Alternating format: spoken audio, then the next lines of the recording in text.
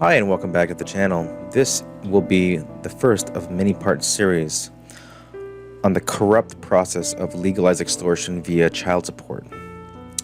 And I'm going to focus specifically on child support in this video series, not really necessarily on support in general, because there's many levels of support which can be discussed, including things like spousal support, also known as alimony. But we're going to talk about the legalized extortion of citizens by the Canadian government. But it's funny because it seems as if the government has legalized authority on violence and threats and force when it comes to collection of payments with regard to child support. And the purpose of this entire video series is to actually expose this system so that people can be aware of the harm that it is causing people that are caught up and involved in the system. Now, we're gonna just talk about a couple of things here, and as you can see on this video here, on the what you see in this image here, there's a guy there with on one hand he's got a pen, and the other hand he's got a gun to your head. He's saying, sign this contract or I'll shoot you. Or in other words, the gun is a euphemism for inflicting pain, discomfort, inconvenience on you. And all for a child support contract that you never signed, and essentially violates a lot of your rights and freedoms as a Canadian citizen. You'll be quite surprised as what I'm going to expose in this video, and you might be battling within your own mind as to you might have certain beliefs from what you've read in the media and what you've seen on TV as to how child support is a good thing and how it is actually helping, children, and how, payers are always complaining, or people that are forced to pay certain amounts of money. Just pay for your children. Just pay up. Just pay up, right? A lot of them will say, or a deadbeat father, needs to pay, or a deadbeat mother, or whatever it is, whoever's paying needs to pay, or this will happen. We will threaten you. We will threaten your livelihood. We will take from you. We will steal from you. We will threaten you. And in severe cases, we will even imprison you. Let's continue on with the video here and talk about the next slide, which is regarding the federal support guidelines. Now, the Federal Support Guidelines, which was enacted in 1997, provides a simple table which matches a specific amount of income to the which was an amount that you must pay to the to the custodial parent, or the non-custodial parent must pay to the custodial parent. When I say custody, that's just a fancy word of saying who has the kids more, right? There's a lot of things regarding this. You could have 50-50 custody, which case the kids reside at one place half the time, and then the other half of the time. The aim of these guidelines was to allow non-payers, or often referred to as deadbeats, which is basically essentially an insult and a term that was widely used to misconvey the actual truth of the matter here in order to justify the system's continuance. So the aim was to allow these non-payers, deadbeats, parents to pay the other parent via forced transfer of wealth. And it is my belief that this system was enacted in 1997 due to a lot of problems that they had in determining how much money someone needs to pay the other person who has the kids. Due to, for example, an unmanageable number of cases, with difficult to decide those outcomes. So because there's a lot of deliberation and court proceedings, from my understanding, which resulted in a lot of non-standardized outcomes. So one case resulted in the mother, for example, in this case, having two kids and getting hardly any support, to another one getting more support than the other one. And it was very all over the board. So they wanted to standardize this. And I mean, if you think about it from a historical standpoint, I could see why it came to that. I mean, if you look back in the 1940s, 1950s, and so forth, prior to the when the 70s and 80s, when a lot of feminism and women in the workplace started to become more prominent. The atomic family was quite common back then, where there was a lot of families where the primary breadwinner, which is basically just the individual, the parent that would go out and make most of the money outside the house, would supply the large amount of not large amount, but basically the sufficient amount to support the household. So this would be the amount to pay the bills, to pay the mortgage, to get food, to clothe the kids, and everything, entertainment, right? All the money that came into the household for all the household needs came from the income of one parent.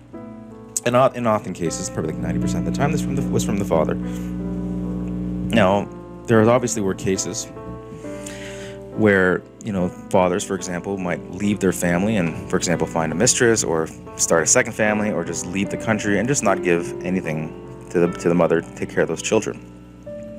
Just for the record, I believe that is completely wrong. I believe if you have children, it is your moral responsibility to take care of those kids. But, if you think about it, these guys and these people ruined it for everyone else. And as the decades to come, they enacted rules, for example, these federal support guidelines, and you'll see there's similar guidelines like this in every other country and state, if you live in the U.S., which tries to rectify this problem,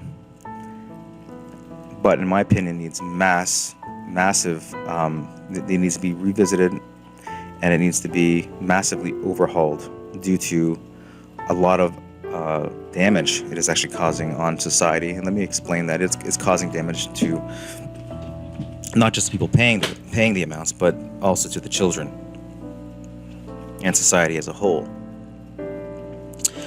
So, back then in the 50s and 60s, as I was just saying earlier, there were some divorces and cases where the father might leave and abandon the family, right? But those cases definitely were not the norm. We're talking like single percentage points here. Divorce was very taboo even back in those days. There wasn't a lot of divorce, and if there was certain circumstances around that divorce, and there's a lot of social ostracism around that. If you left your family, if you cheated on your husband, if you did that, there's lots of social ostracism that you'd have to face as a consequence of those actions. Now, not so much. But the point being is that the percentage was small. There wasn't that many of this happening, but there was enough that the governments did take notice, probably because a lot of the feminists and the women would complain. And, I understand that they would complain. So I'm not blaming or pointing fingers at these individuals for causing the systems to be put in place, because they essentially had to be, and I agree they had to be, because there was cases where men would just leave and abandon their children. Okay, so that's essentially the history here and what it came at. So it's 1997. That gives it 25 years ago. These guidelines were enacted, and essentially it's been left that way for 25 years. And as you know, many things have changed in 25 years, and this system needs to be revisited, revamped, completely overhauled, and possibly even thrown away and replaced with something else. The objectives, according to their own words on their website, to establish a fair standard of support for children that ensures that they continue to benefit from the financial means of both spouses after separation. So they want the kids to benefit from both parents, together or apart. Okay, I get that. To reduce the conflict and tension between spouses by making calculation of child support orders more objective. Okay, that makes sense. They had trouble figuring out what to pay the other person, what to order the other person to pay, because there's no like table to look up, and there wasn't standardized. So, one couple's divorce would end up with a large payment, and the other couple's divorce would end up with like little to no payment, just because of the way the arguments were presented in court and the way the judges perceived it. So I get that. And to improve the efficiency of the legal process by giving governments and spouses guidance and setting the levels of child support orders and encouraging settlement. And finally, to ensure consistent treatment of spouses and children who are in similar circumstances. It is my belief, and it is my aim in this presentation, to prove and show that every single objective that this flawed and corrupt system has set out to achieve has failed. Has failed society, has failed children, has failed men, and needs massive overhaul. Because at this point, we're dealing with massive amounts of oppression in the system, and I'll explain why. There's a massive amount of inequality and unfairness in the system. Okay? For example, receivers of child support have no incentive or mandate to report the spending of funds. If I receive $500 a month and I have the kids the majority of the time, I don't have to spend the $500 with the kids at all. In fact, I could save every penny of that in an envelope, and when the kids are 30 years old, spend the money on a brand new sports car for myself. Now, their argument might be like, oh, well, it's blending into your finances, therefore you're naturally going to spend more money on the kids. But that is flawed logic. Once again, it is making a massive amount of assumptions, and you'll quickly see this system makes massive amounts of assumptions to justify its existence. And it's basically essentially a massive societal-wide ploy based off of perceptions to buy acceptance and continued funding from the taxpayer. Receivers of speaking of taxes, receivers of child support pay zero taxes on the income. So if I'm getting $500 a month, that, by the way, I decide not to spend on the children because, hey, why not? I'll just take the extra money, invest it in crypto, or I'll take the extra money and do as I please with it. I don't have to pay any tax on it. In fact, the person paying it pays tax on it. So that might have actually been $700. $200 went to the government, $500 to me. It might as well be called a Christmas present because it is given to you with absolutely no strings attached. Very few things in life are given to you with no strings attached unless you are screwing someone else. And that other person you're screwing is the person paying that, because they have no ability or right to ask you where to spend that money. If I receive $500, the other person is asking me where I'm spending the $500 on, I can say go pound salt, and justifiably so by the government. The government says, hey, here's $500, go have fun. Basically, zero thought is put into the actual expenses of the child, how much it costs to feed that child, how much it costs to clothe that child, the actual numbers. How much does it cost to shelter that child? Was there a $25 expense for a field trip last week? Did you need a backpack for that kid? None of these expenses matter, nor do they care. Nor do they have the mandate or requirement by law to track these. So therefore, it is assumed that the person receiving the money is spending it responsibly. This assumption is at the core of the corruption of this entire system. Assuming that a person can be completely trusted in this regard, whereas the other person essentially cannot be trusted, must prove their income, shows the massive inequality and unfairness that is existing in the system. Since a simple table is used, the courts and judges involved do not care about anything else except a few numbers, mostly from reported T4 and NOA income. So you have to prove how much money you make, and they base your payments based off that in most of the cases. I call this the lazy cop-out method because it is simply using a table and reducing you as a human being into a table. Essentially, if you are rewarded child support in this country or any North American country at this time, and many civilized countries in the world, even in Europe, you've essentially won massive jackpot. This is no different than receiving a giant lottery check, but even better. In this photo here, there's an individual who just won a $528.8 million lottery ticket. Great. Do you think they're going to get $528.8 million? No, the government's going to take half that in taxes. And I have nothing against taxes. Taxes are to support the basic infrastructure of society and to keep to keep government function in place that protects us all.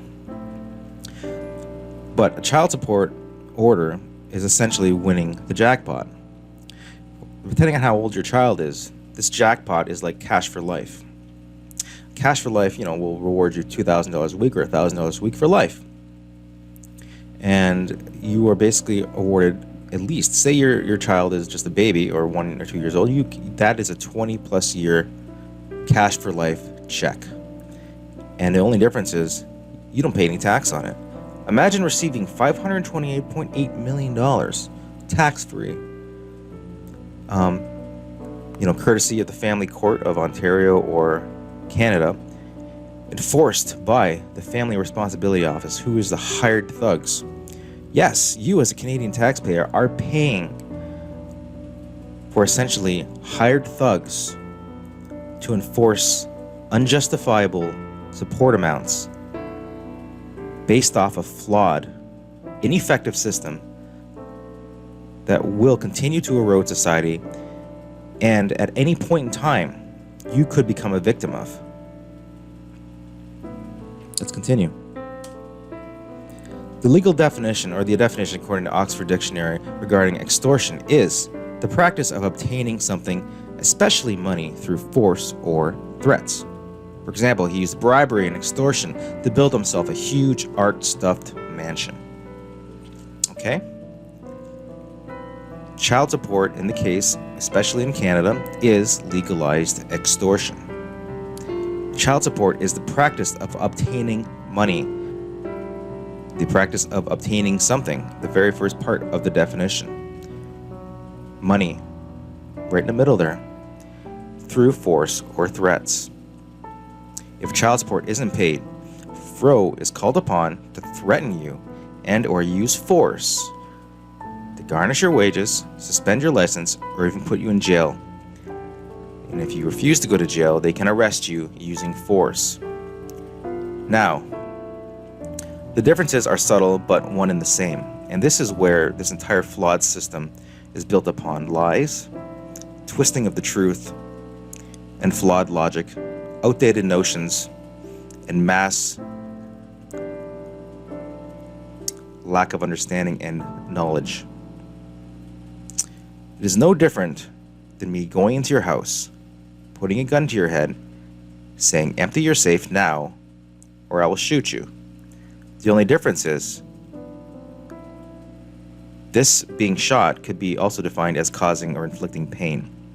Now, although Fro will not kill you, or break your leg, or break your finger, they will cause damage to you in other ways, emotionally, financially,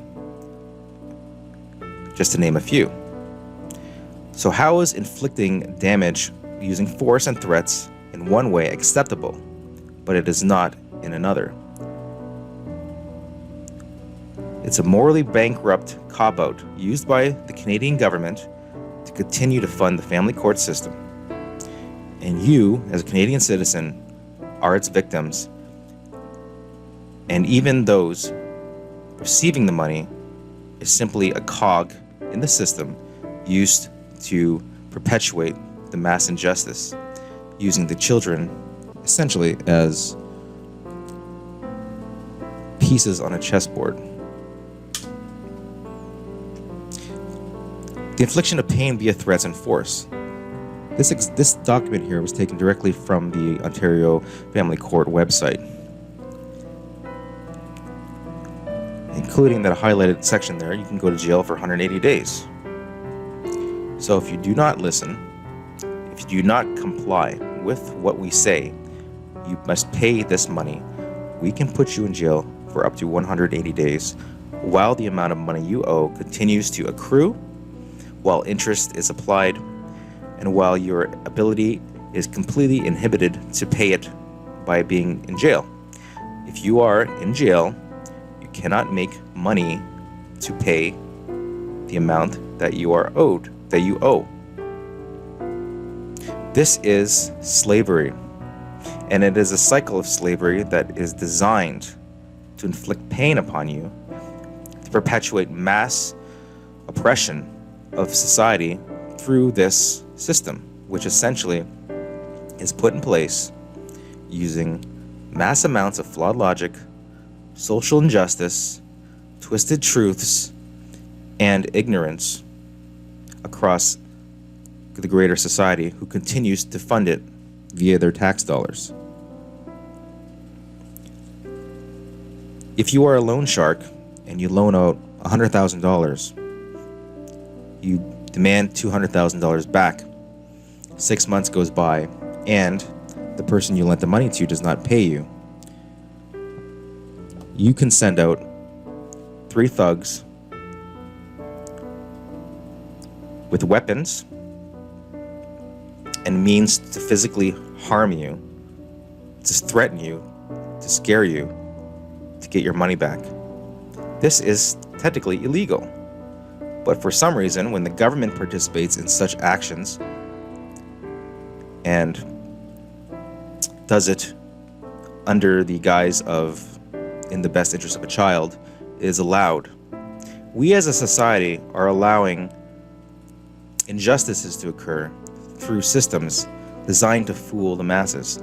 This video that I'm putting out forth is to make you to open your eyes to what is happening. This isn't an issue of man versus woman. A man can receive child support just as much as a woman can receive child support.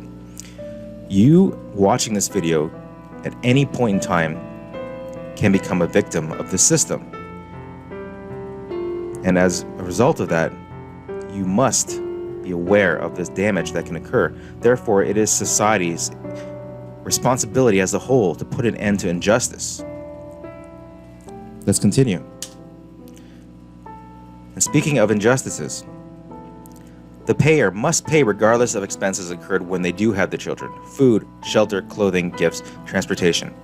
Just because a payer pays the full amount of child support does not mean that they do not have those children on weekends or days during the week. It is due to specific, tiny little between-the-line rules which govern how much you pay. So if you have the children and you spend as a non-custodial parent, which is defined, I guess, in the course of this video and what I'm trying to convey here, less than, say, 40% of the time, let's say you only have them 25% of the time, you must pay the full amount of child support as if you never had them at all. And in addition to that, every McDonald's meal that you spend on your child, every gift, every cent spent on gas, transporting your children, every piece of clothing you buy for your children when they're at your house, the bed, mattresses that they sleep on, the food in your grocery, in your fridge, is not taken into account. You must pay the full amount. If you do not pay, or if you lose your job, if you do not go back to court, you can be given arrears and you will have to continue paying. So let's say you had a $100,000 job, you break your leg, you get in a major accident, now you're out of work. If you don't go back to court, you will have to continue paying as if you were making the same amount. They do not care. They will enforce this through wage garnishment, license suspensions, passport suspensions, jail time, and they will do this through legalized threats. Once again, people, we are not living in a free country. If you are subject to this type of oppression, and if you can become a victim of this system, which you can if you have the ability to create children, which most of us do, unless you are sterile or have received a vasectomy or sterilization, you can become a victim of this system. It is our responsibility as a society to put an end to oppression. In addition to these threats, which they can make, your living standards can drop, for example, by paying a certain amount of money. Kids may experience actually a lower quality of living when they're with the other parent. So now they go to the mother's house, who might have a nice 5-bedroom detached home, and they visit their father, who now lives in a single apartment and who can barely afford to feed them ramen noodles. This goes completely against one of the support guidelines objectives, which was to equalize and allow the children to experience the benefits, material benefits of both parents. So now you've diminished one household, you've enriched another household due to small, intricate details defined in the small print of this entire flawed, corrupt system, which must be brought down. You as a payer have no right to ask where their money is being spent. Just pay up now, or else. I don't understand, in a society where we claim we are free, where you must pay or you will suffer the consequences, can be done in such a way that you can be put in jail, where your very freedom and liberty to life can be threatened.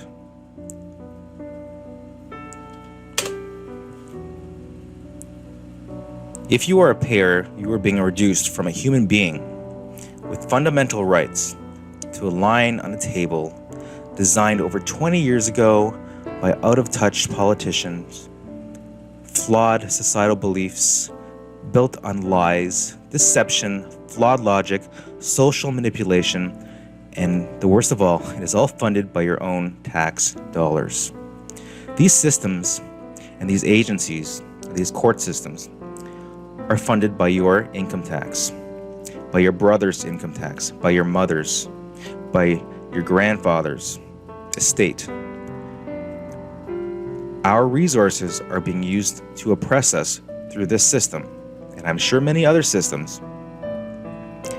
You are no longer a human being with aspirations, dreams, and hopes of being a good parent, providing for your kids, building memories, teaching them lessons, creating cherished memories with your children, teaching them how to grow up to become productive members of society. You're reduced to a line on a table created 20 years ago in 1997 that no one has even challenged or even tried to change. And I'll get into that in a bit. This is no different than being in the Matrix. You as a human being are simply a battery. You've been reduced to a mechanism of extortion to perpetuate a system built on lies and deception and flawed beliefs. The Family Responsibility Office. Isn't that a great name? Family Responsibility Office. It sounds good on paper, doesn't it? It is your responsibility as a parent to take care of your children, and I believe that wholeheartedly. That's my personal beliefs and many other beliefs. If you have kids, it is your job to take care of those children, to provide them with food, good experiences in life. Okay? But the Family Responsibility Office is nothing more than a government-sanctioned, taxpayer-funded thug. You want to look at it that way. The government's strong arm to enforce child support orders. This is the guy with the brass knuckles that the loan shark calls up when Eddie forgets to pay his loan back. It is a middleman to collect funds and redirect to the other parent. Boy, doesn't that seem familiar. It's almost like hiring someone to beat the living crap out of someone else, take their coat, steal their car, take their wallet, and return it to the loan shark. And you better be sure that this is recorded and maintained in your records. You're given a case number, and that is related to you, and that you live and die by that case number. And you'll continue to pay until those kids are out of post-secondary education in Ontario. Never mind being a grown adult capable of smoking and drinking at the age of 19 and working a job to support themselves and help. No, you are enforced to pay for that 19-year-old, 20-year-old, 22-year-old, 23-year-old, and I'm sure much older in many cases, as if they were even 5 years old. If you do not, you can get threatened with wage garnishment, interest payments, suspension of licenses. We will keep you in this country by suspending your passport. This is a modern-day, acceptable, quote-unquote, form of loan collection. A socially acceptable way to inflict pain on someone to collect money for the other person. All built on a bed and a foundation of lies, deception, inaccuracies, laziness even, and much more. This entire system, this entire Family Responsibility Office is funded by the Canadian taxpayer. You, as the Canadian taxpayer, must pay for this system to exist, because if you didn't pay, the system would not exist. Modern day leg breaker, you either pay up or you will suffer. You will suffer the consequences for not paying. Even though you have your kids, or you want your kids more, and the other parent refuses to give you the kids half the time, You will pay. How funny is this?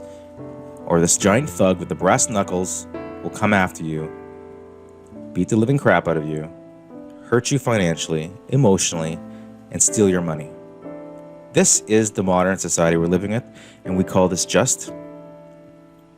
Things need to change, people. One rule is if you can get them 50-50, which means they sleep at your house half the time and they sleep at the other parents half the time, you are only subject to offset amounts, which means you might still have to pay. The parent earning more, according to their tax documents, must pay the one making less. This is called equalization. Even if you support the children 50% of the time, you will pay if you make more.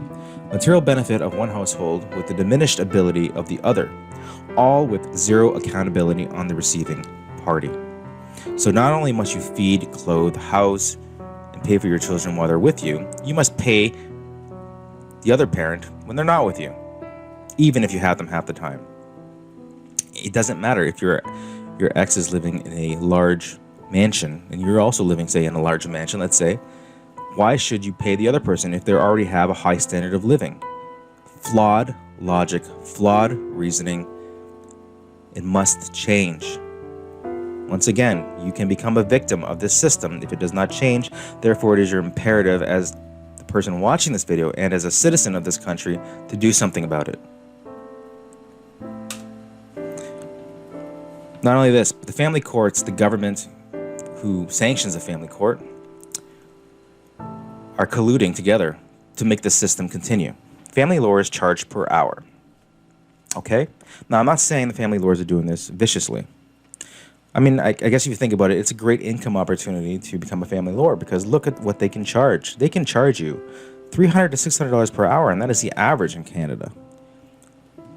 But they're doing some shady things, and I'm sure of it as there is no oversight. They can charge you $50 for a single email that took seconds to craft. How would you love to be paid $50 to sit down on your ass and write an email that took 5 seconds?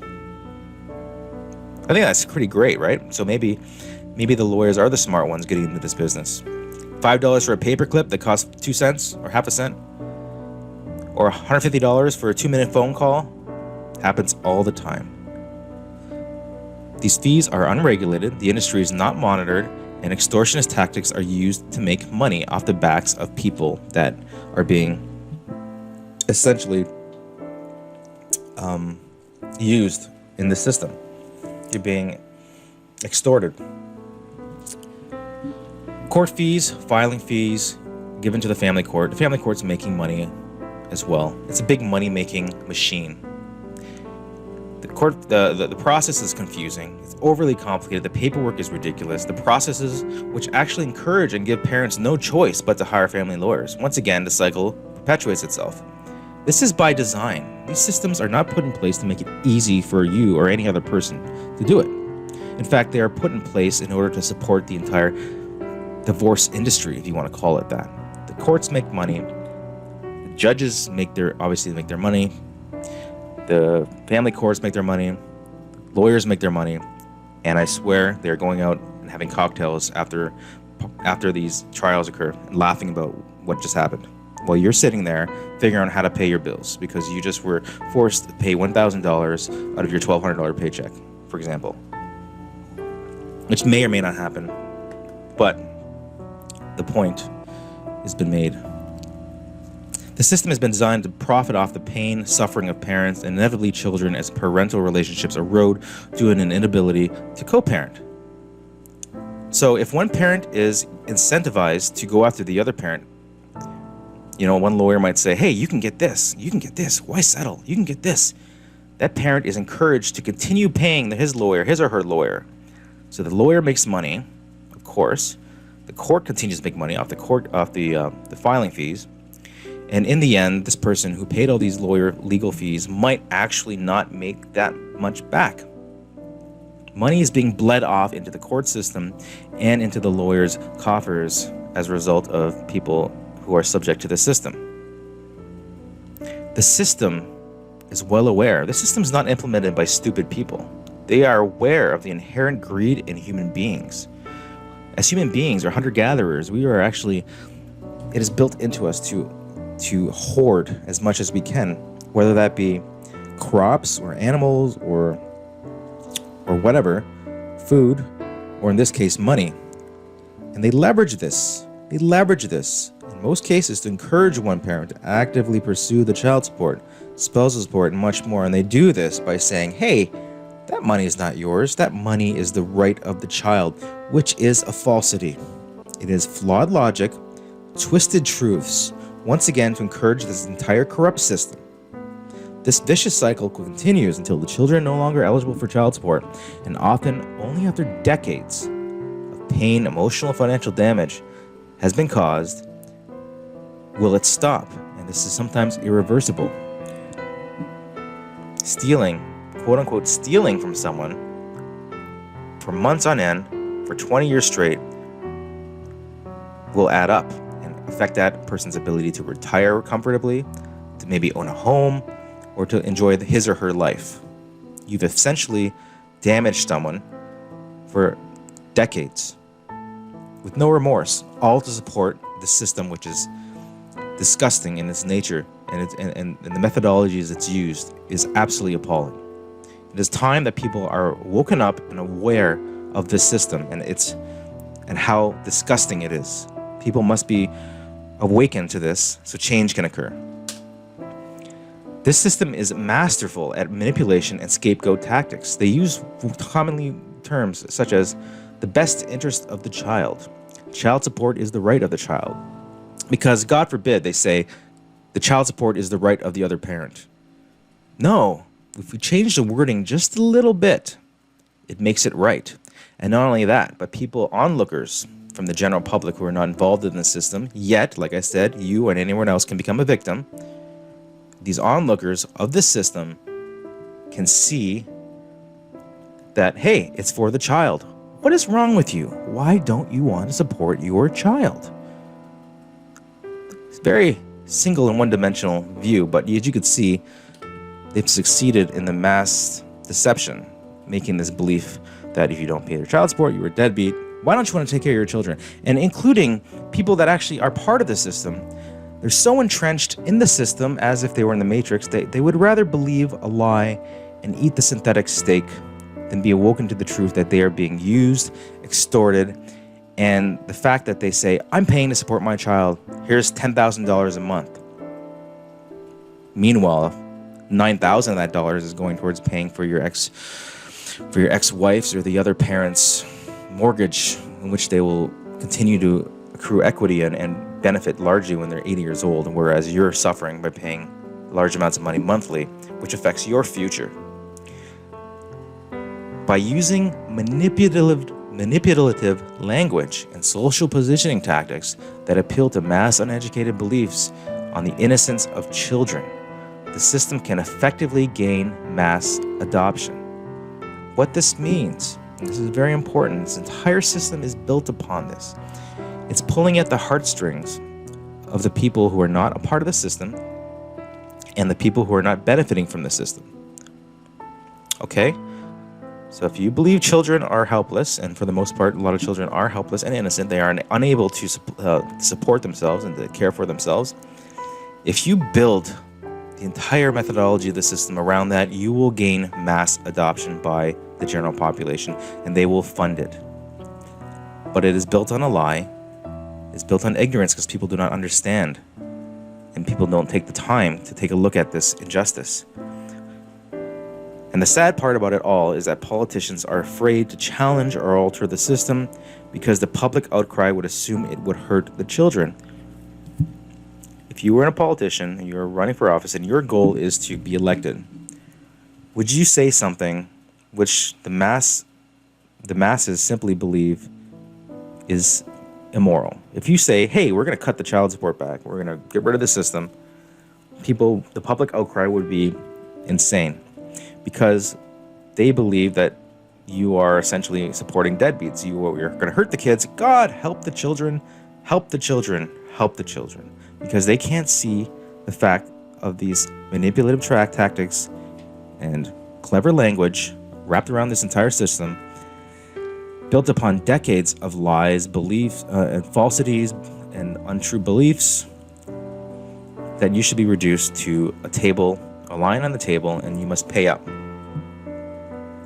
It's all fine and dandy until you become part of the system. You'll become a victim of the system.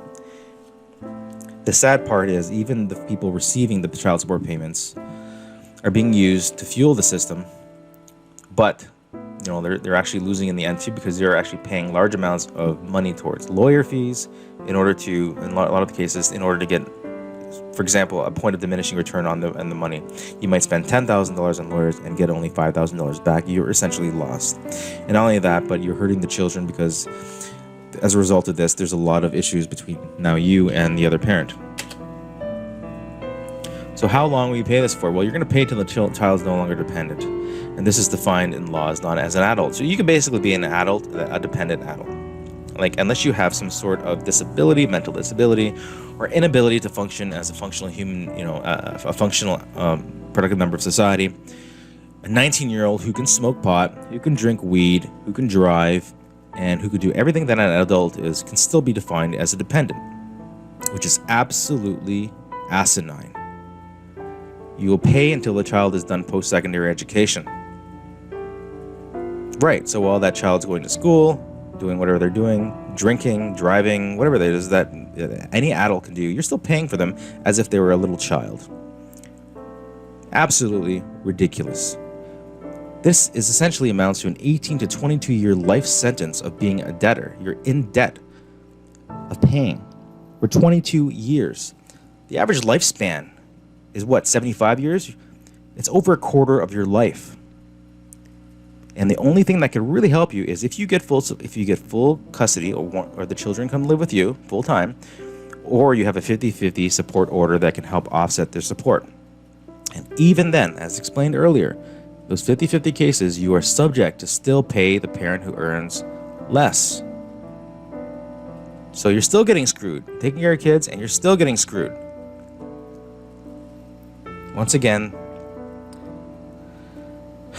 the system needs to be changed, because it's causing oppression on a mass scale.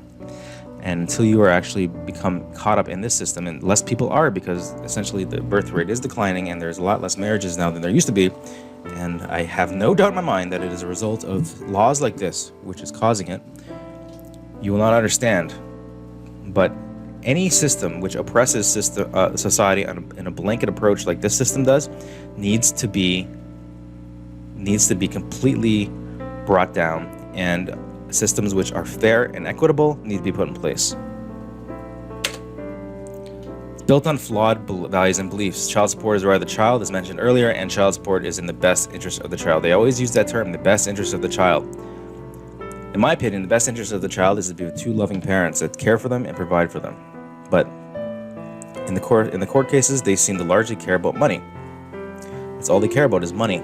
So a father that is absent but paying large amounts of money every month is actually in the best interest of the child, versus that parent being with the child, teaching him lessons, building strong bonds, and supporting them emotionally, spiritually, and other ways is not in the best interest of the child.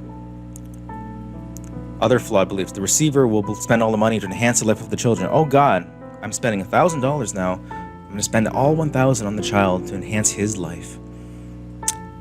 Which is completely BS, because there's no accountability. Once again, laziness, lack of accountability. We have full trust of the receiving parent to use the money for the children. So if you receive the money, you must be spending it. Just because we gave it to you, you must be spending it on the children.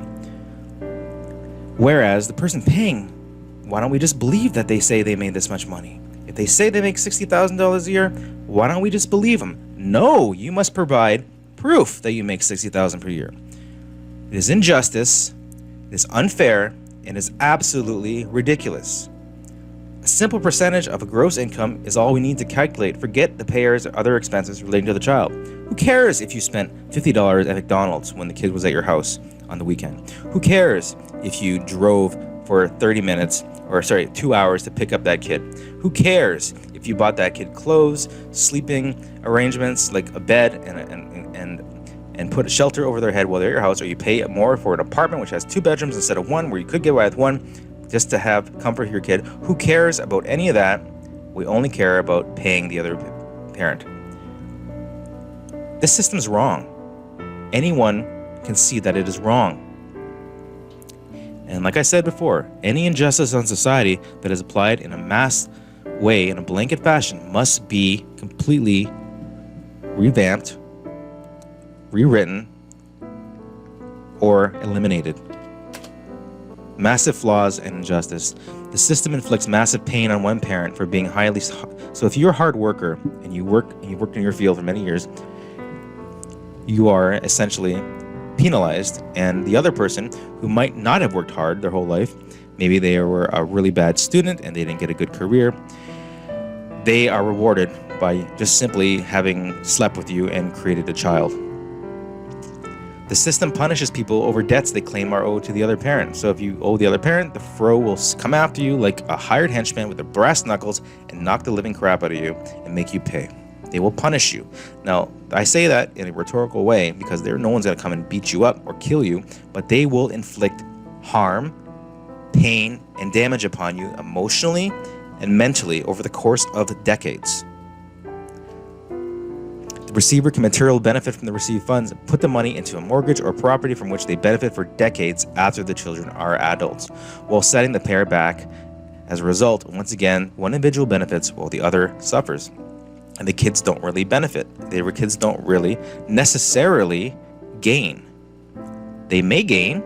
You may take all that money you received and spend it on the kids. They may have lots of toys, the best clothes, and best shoes. But if they don't, no one cares.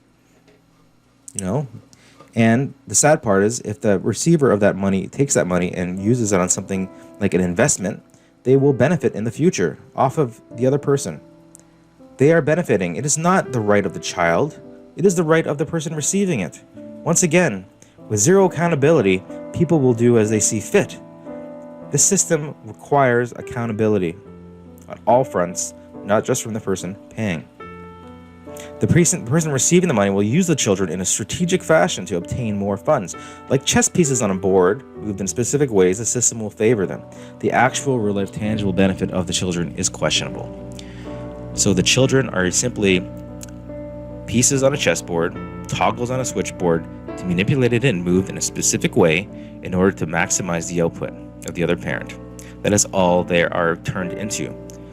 They're not actually looked at as human beings, and if they are, it is being used around the guise of the best interest of the child. Once again, built upon lies, deception, and mental manipulation, and relying upon the mass ignorance of the general public who are actually funding this entire system. The amounts are often unreasonable and above what the requirements of the child are. The parent receiving these are given a license to extort, with the government and family courts essentially as their enablers and accomplices. The government and the family court are an accomplice to the person receiving the money, and they will make sure you get the money, and they will break fingers to do it, rhetorically speaking. Okay? This is the only system that will essentially cause mass pain upon you, other than tax evasion, for not paying up. The fro enforcement agencies are essentially nothing but hired thugs. Now, sure, they're in a building, and everyone there is nice, and Betty and reception goes up for lunch, and they have a little Christmas party there. But make no mistake about it, nothing but a wolf in sheep's clothing. Used rhetorically speaking to beat the other parent up, threaten, inflict pain, suffering. Now, I say this rhetorically because they're not going to beat you up, but they will beat your ass. They will beat your ass financially. They will beat your ass emotionally, and they'll do it for decades on end. If someone tried doing this to you, like a loan shark, this would be illegal. Okay? The average Canadian taxpayer is paying for their own agencies to oppress their own citizens, since anyone can become a victim of the system. So let's say you are watching this video and you're like, well, this is BS. I don't pay child support, and those kids need that money. Well, I got news for you. If you can create a child, okay, you can become a victim of the system one day. And therefore, it is your responsibility to make sure systems like this do not exist or are completely destroyed and or reworked so that they are fair for all parties involved, that actually results in the betterment of children and society. Let us continue. Often arguments claim that the support is the right of the child, and yet the money is paid to the other parent, who can then do as she pleases with those funds. This person can do no wrong. as mentioned earlier, you don't have to spend the money on the kids. You can spend it on whatever you want. You can go buy booze with it. You can buy cocaine with it. You can drop it into crypto. You can do whatever the hell you want with it with no oversight.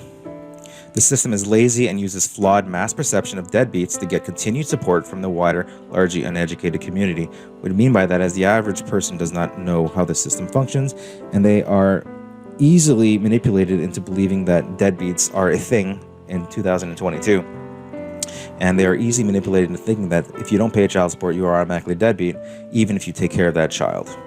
And even if you spend time with that child and are actively involved in that child's life and give that child everything he or she needs, including clothing, food, shelter, etc., etc., they only care about this money that is paid from one to the other and enforced by this fro government agency. Active encouragement of one parent to pursue the other. Yes. So if you receive child support, you are probably going to be encouraged by your lawyer to go for everything that you can get. And they do this because they know it will prolong the process. It will increase expenses that you have to pay the lawyer. So the lawyer makes more money. The court makes more money through more court filings. And you make more money from the other parent, but you also lose more because you spend more on legal fees. And then you're part of this the perpetual nature of the system. You're nothing but a cog in a wheel of a corrupt system. Payments can continue far after the child reaches adult age of 18 and well into their 20s, further extending the wealth redistribution scheme further. Okay, once again, as mentioned earlier, a child that is 24 years old, still in school, theoretically could still be receiving child support as if they were a 4-year-old child in kindergarten. You know, a 19-year-old that can drink, drive, smoke marijuana, buy cigarettes, buy lottery tickets, vote, can still receive child support. Think about this for 1 second, folks. Think about it, and then you'll realize that obviously it's ridiculous. Massive reform is required, and this is just Canada. Canada is not the land of the free. We are the land of the oppressed. This is a cycle of extortion for future generations. It may be one person right now paying that child support while Moneybags collects the money there and does what they want with it, with no accountability. And you have everything to lose, including your freedom. But it may be your son or your daughter in 30 years that is also part of this system. So if you are a mother receiving child support now, you're watching this video and you think that it is justified that you receive all this money, think about your children one day. In 30 years, they can be subject and victims of this system as well. So if you care about your children and if you care about society on the whole, you will not support this system, and you will actually vote for politicians that are willing to make changes in the system, because something needs to be done. As mentioned, there's a direct attack on your freedom as a Canadian. If you're capable of marriage, cohabitation, and procreation, anyone can become a victim of this system. Any attack on a Canadian's right to freedom and liberty, which is actually protected under the Charter of Rights and Freedoms, and it's done with mass blanket application, this must be challenged. Absolutely must be challenged, because something needs to be done. If nothing is done, the oppression will continue, and future generations will feel the pain, including your own children. And being put in jail or pain inflicted is immoral and indicative of an oppressive government. If you owe a few bucks and you're thrown in jail for it, do you think that is right? Do you think that is something that should happen in a free country such as Canada? Okay? Because I personally don't, and I believe a lot of you don't. And just because it's all wrapped under all this bullshit and legal, legal-less on paper and worded a specific way, doesn't mean you need to be foolish enough to believe it. You need to use your own mind, and you need to think about the flawed system and corrupt nature of this entire system and why it needs to be reformed immediately.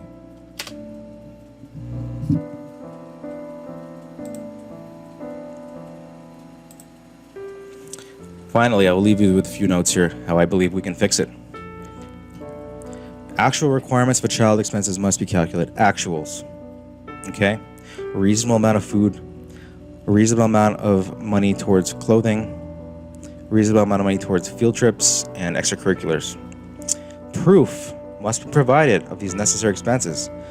If a mother purchased the child $300 shoes when $75 shoes would have sufficed, and tried to stick the bill to the father for it, that should not be allowed. That was her choice to spend $300. You can buy $1,000 shoes if you want, but was it necessary? Absolutely not. Parenting time with the pair must be considered, with expenses also considered to be adjusted child support amounts. So if you have a child visiting the other parent on weekends and once during the week, the costs spent during that time must also be accounted for. Don't ignore it, and don't make them pay the full amount if that amount was also expended by that same parent. That is unfair, is unjust, and does not equal one of their main objectives, which is to equalize the living standard of the child when they're at both parents' household. There's no equal benefit of each parent's means when one parent is essentially forced to suffer because the other was able to justify on a piece of paper that they had them 60% of the time. Okay? It's wrong, and it needs to be reformed. The table amounts only applicable to parents who have been proven to be completely absent. So if you have a person that left and abandoned the kid, moved to a different country, moved to a different province, and said, I'm completely going to abandon my family and my kids, then yes, if you can't get any sort of cooperation, sure, why not make them pay the table amount? But outside those circumstances, which is far and few between, we need massive reform of the system. Never jail someone for not paying this. Jailing someone for a debt goes against fundamental rights and freedoms of a Canadian citizen. At what point will it stop? The government can jail you for tax evasion, things like that. But if you owe me money, is it right that I can put you in jail for it? Right? So if you owe a credit card company money, can they put you in jail for it? If you don't pay your car payment for a few months, can they put you in jail for it and take away your freedom, your physical freedom? No, it's wrong. And if you're going to put someone in jail, you're going to inhibit their ability to pay it. You're actually working against their ability to pay it. You can't say you're actually trying to help the children out, because you're not. How are you helping the children out if the children never get that money? Think about it. You put someone in jail for 180 days. They're not working. They're making money. The children doesn't get any money, so no one's winning. Everyone's losing, and your kids don't see the parent anymore because the person's in jail. Kids are losing. Lose. That cannot happen. This needs to stop. The system is oppressing its citizens. Okay? There needs more oversight into family law firms, fair and accurate recording of time used for services, standardized hourly rates that never to exceed, say, for an example, $100 to $125 per hour. Okay? No more charging $50 for a paperclip. No more $300 for an email or a 5-second phone call. That's the days of that, and must be put behind us. There must be massive oversight and regulation into these systems. So that'll prevent the system from perpetuating a vicious cycle of profiteering, essentially off of the backs of the people involved in the system and the children, inevitably, at the end of it all. Simplification of paperwork and processes such that anyone with a reasonable level of intellect can complete them, right? Go through that paperwork, get rid of the confusing nature of a lot of these forms, and make it actually easy for people to do it. These systems were put in place to be convoluted, to be confusing, such that you require an expert, therefore forcing most people to hire legal counsel. Okay? The government is not innocent in doing this. This is purposely done in order to inflict more pain and in order to perpetuate the system, because this is nothing but a money-making system. Okay? And finally, removing all incentives for a parent to use the system to materially benefit from that system. Right? So we can't continue to allow one parent to use the system to punish the other parent, all under the fake guise and deceptive beliefs, deceptive logic, deceptive manipulative logic that it is for the best interest of a child and it is the child's right. So that being said, I will leave the video there. So make sure you like, comment, and subscribe. I will be sure to add more content regarding this.